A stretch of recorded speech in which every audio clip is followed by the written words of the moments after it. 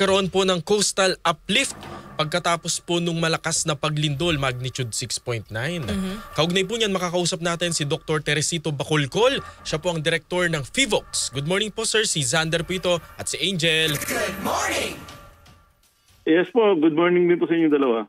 Opo, Director, ano po yung pangunahing dahilan kung bakit po nagkaroon ng coastal uplift dyan po sa Bugo after nga po nung magnitude 6.9 na lindol?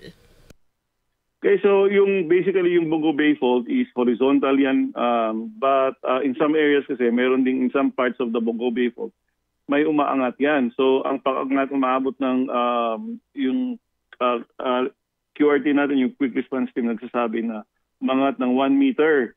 And normal po yan kasi that's part of the mountain building process. Yung mga bato sa Cebu, puro limestones yan. And yung mga limestones kasi natin, galing yan sa ilalim ng dagat. Opo. So kapag titingnan mo yung bundok ng Cebu, puro limestone, so ibig sabihin, saan ang galing yan? Correct. Sa dagat. And paano sila naging bundok? Through this mountain building process na isa dito, like, lindol.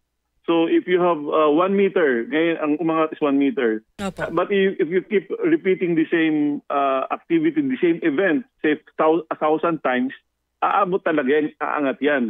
So yun yung part ng mountain building process natin. Yung mga bundok natin, even not only in Cebu, in other parts of the country as well. Yung Bohol for instance, yung Chocolate Hills, paano na-expose yan? Mga limestones yan eh. Kasi galing yan sa ilalim sa dagat and then through earthquakes, umangat. And ito, nakita na natin ngayon, umangat ng 1 meter. And if you, again, as I've mentioned, if you keep repeating the same event thousands of times, magiging bundok na yan.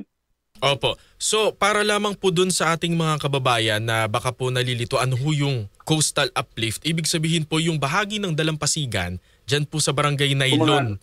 Opo. Umangat po ng 1 metro. That's right, that's right. So nung umangat ng 1 metro, yung dating highest high tide natin, yung area, ay bumaba. Nasa ano na, yung dati abot ng tubig, ngayon hindi na. Yung barangay na Ilon gained around 70 meters na, initial estimate, 70 meters na beachfront, na lupa. Na dating dagat, ngayon lupa na kasi umangat. Oh, so parang kumbaga po lumawak yung kanilang Dalampasigan. Ganun po yung naging effect. That's right. Yes, that's right, that's right.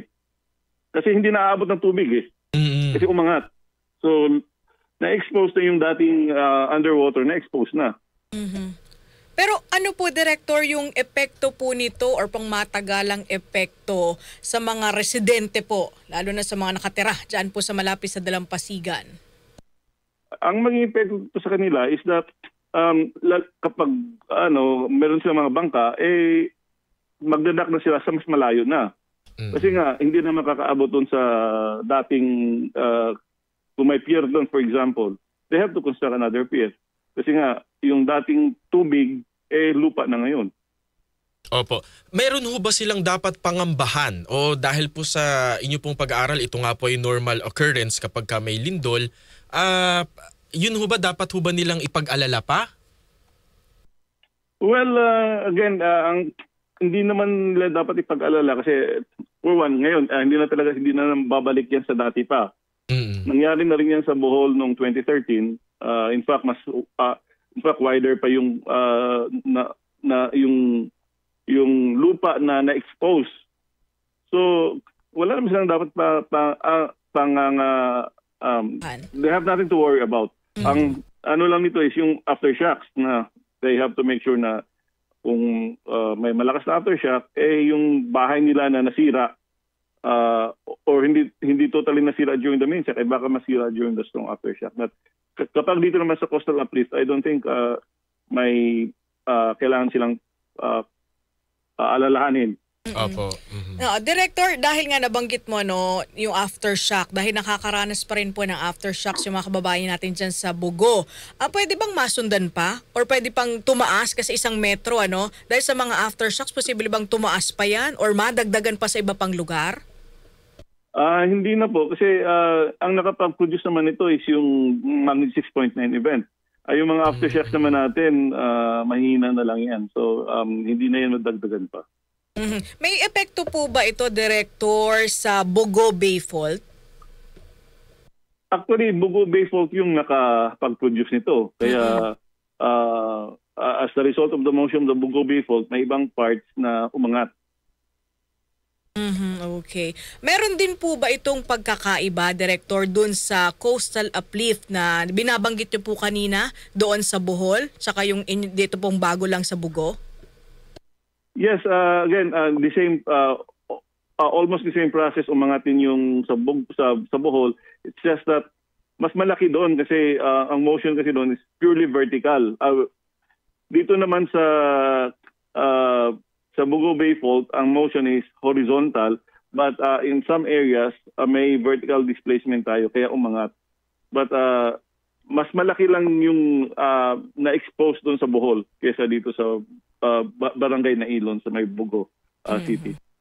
Siguro, though, Director, hindi po sa inyo yung sinkhole na mga nadiskubre. Siguro paalala na lamang po sa ating mga kababayan kasi parang halos 100 na daw po mahigit yung mga nadiskubreng sinkhole dyan po sa Cebu after po ng earthquake.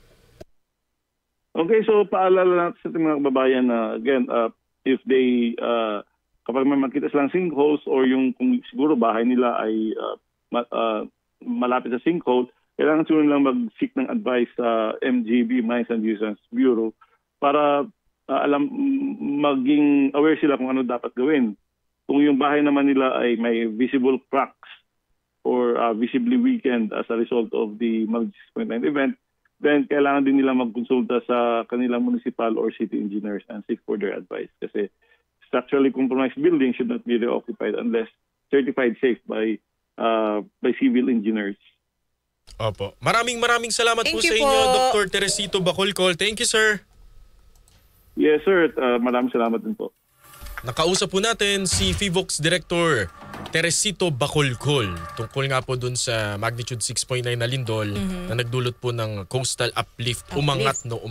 Isang metro part.